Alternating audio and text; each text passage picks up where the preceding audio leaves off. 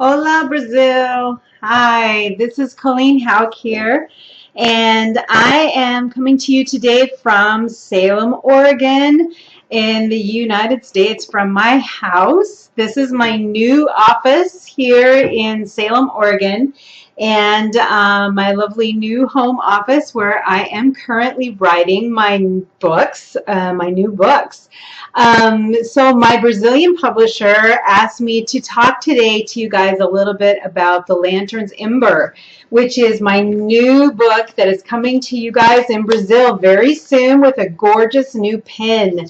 So The Lantern's Ember is a Halloween book, actually, and it's based on the story of the Headless Horseman. And I've always loved Halloween. Halloween is my favorite holiday, and I love the fun things about Halloween. I love the pumpkins and the witches and pretty witches and bats, and I love decorating for the holidays, and Halloween is one of my favorite holidays to decorate for.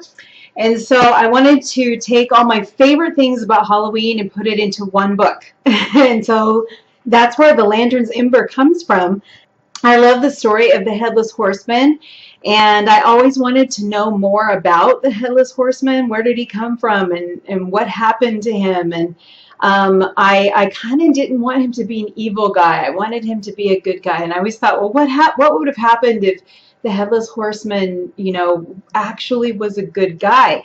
And so I did some research, and I found this story about Jack of the Lantern, and how Jack, I found a story about how Jack was this guy who made a deal with the devil, and he was too good for hell and too evil for heaven, and so he was cursed to stand at the crossroads between the two places and guide souls to either heaven or hell, and he had to hold up a lantern, and so he became Jack of the Lantern.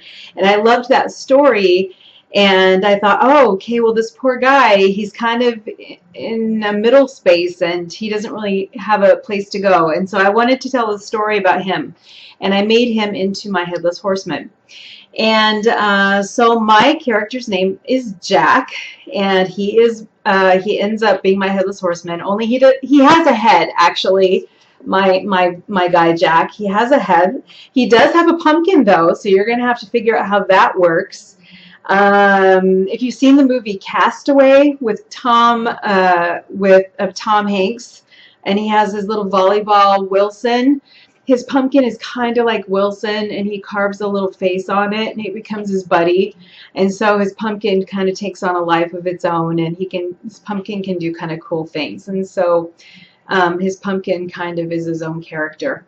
But there also, you might see on the cover of the book, we have a lot of fireflies that are glowing, and I've got some firefly earrings that kind of go with. I've got some that glow too.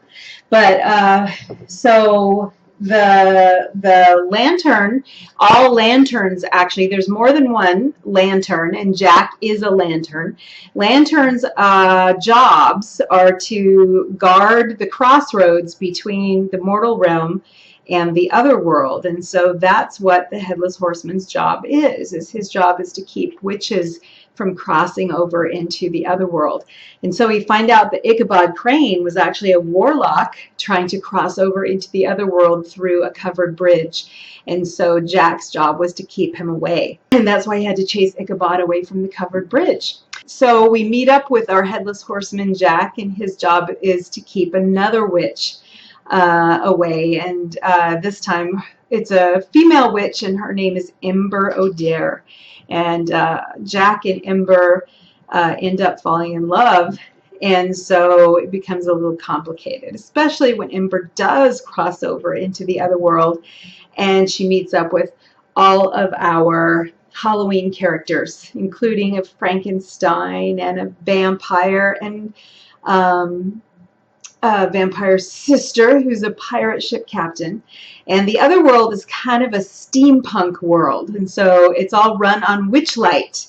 And so we have some really cool things, like we have a Loch Ness monster that's made of kind of metal bits meshed with like physical bits, And then we also have fish and other sea creatures that are kind of all made with metal parts. And I got this really cool fish sculpture here in Newport, Oregon, when they were doing sea punk at the Newport Aquarium. So they have this really cool feature called Sea Punk, where they had all these really awesome, they told the whole story and did all these really amazing sculptures with sea life mixed in.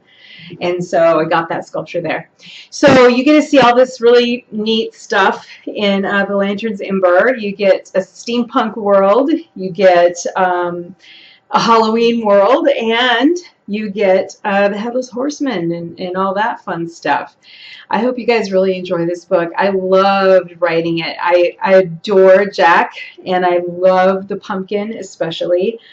And I really ended up loving Ember, my little witch. She's a wonderful character, and she's really spunky. And I think you guys are going to love her. She's really amazing.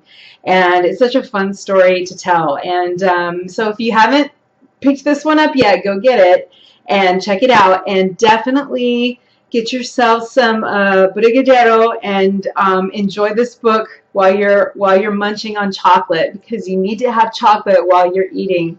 Well, eat while you're reading this book. Okay, well, I love you. Te amo, Brazil. Take care and enjoy.